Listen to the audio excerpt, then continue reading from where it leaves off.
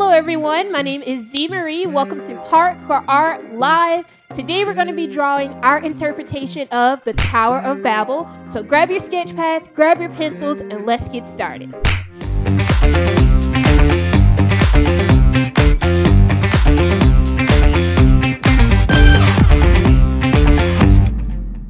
Alright guys, so let's get started on our drawing of the Tower of Babel. First thing I'm going to do is I usually draw from left to right. So I'm first going to draw the outline of the tower, then we're going to go to the windows and all of that as well, okay? So we're going to start on the left. We're going to go at an angle.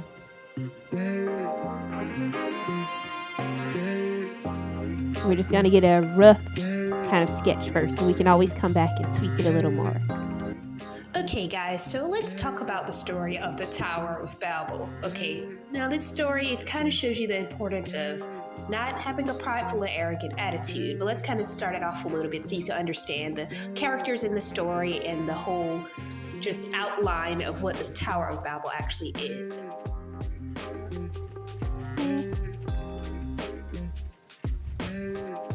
All right.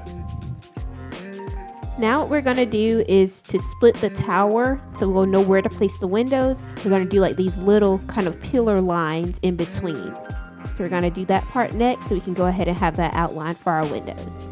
In the beginning around this time, the descendants of Noah, they lived in the area known as Mesopotamia. It was actually in Babylon. They settled in a land named Shinar. The population was growing as they all spoke one language during this time. The thing about it is, even though everything seemed to be going okay, the people decided to build a tall, proud symbol of how great they had made their nation.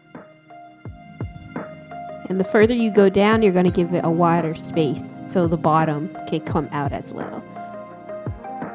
This is 1, 2. We're going to do about 7 of these. 2, 3. Now, the Babylonians, they wanted a tower that will ultimately reach the heavens. Absolutely not.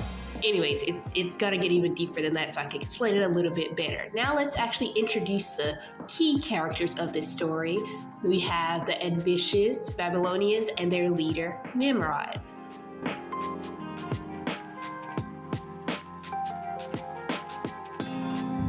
Down a little bit more. So we got 1, 2, 3, 4, 5.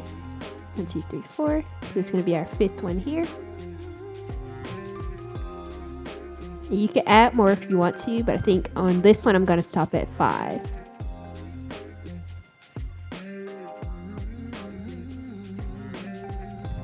Okay, just a rough outline like that. Now what we're going to do is we're going to start. Hey guys, I know you're enjoying the lesson. Stop really quick, hit that subscribe button and the like button so we can continue to spread the gospel of Jesus Christ through the arts. Let's continue to spread the gospel through the arts, through all of these videos. Share, subscribe, and like. All right, let's get back to the lesson. Drawing it's 2 sets of windows. So first we're going to draw the small windows up top, then we'll come back again and do the bigger windows, okay? Nimrod and his followers sought to build a towering symbol of their greatness, a structure, like I said, that would reach the heavens. This is known as the Tower of Babel.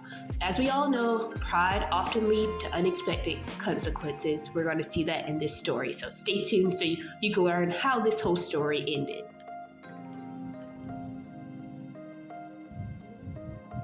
We got 3,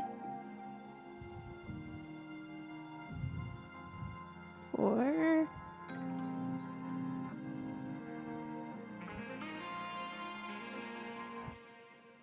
2 more.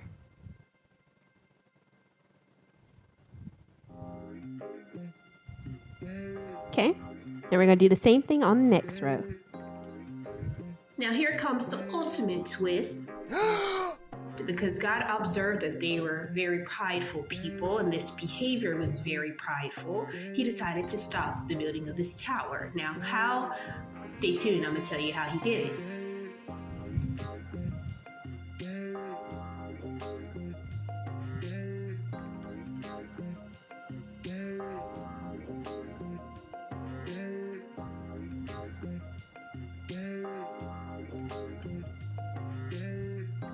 Two, 4, 6, 8. All right, now down to the next one.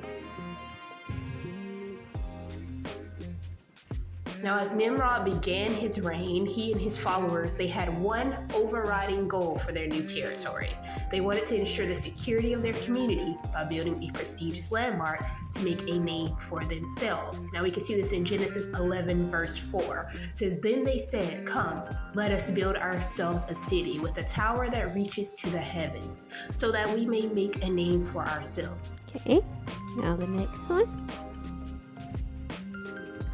"Otherwise, we will be scattered over the face of the whole earth."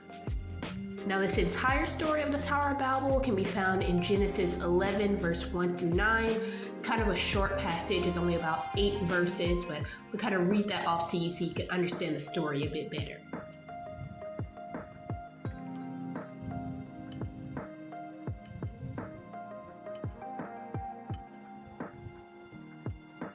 2, 4, 6, 8.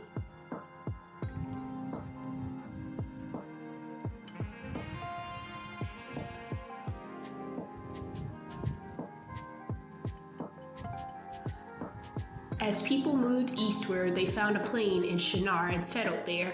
They said to each other, "Come, let's make bricks and bake them thoroughly." They used brick instead of stone and tar for mortar.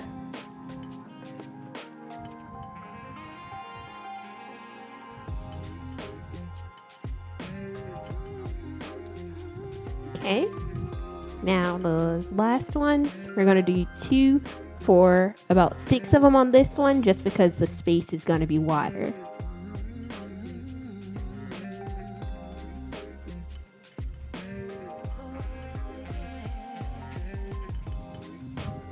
Going to leave a little gap in between each one.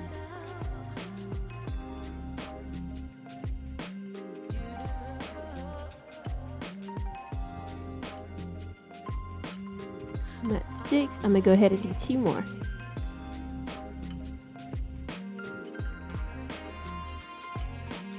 Okay, those are the rough kind of outlines for the small windows. Alright guys, so we've gotten this far in the drawing. I can't wait to see how it's going to look when it's totally completed. Don't forget to check us out on our website. If you want to learn more about our Biblical Arts Museum, go to abamcenter.com. Also, if you are an artist wanting to earn a profit with your artwork, go over to woodprosper.com and you can begin selling your artwork and earning a profit immediately. Thank you so much again for tuning in. I have been your hostess, ZMarie, here with Heart for Art Live. Tune in every Tuesday, 2 p.m. CST. God bless, stay encouraged, and don't give up on God's calling for your life. Bye, guys.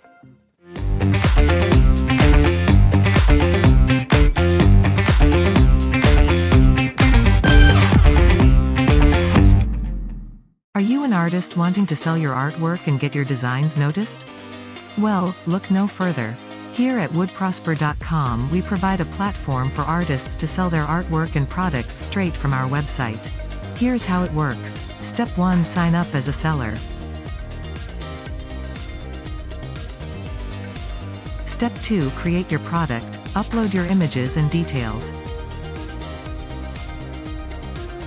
Step 3. Add your product to the artist's listing collection on the right-hand side of the product creation page.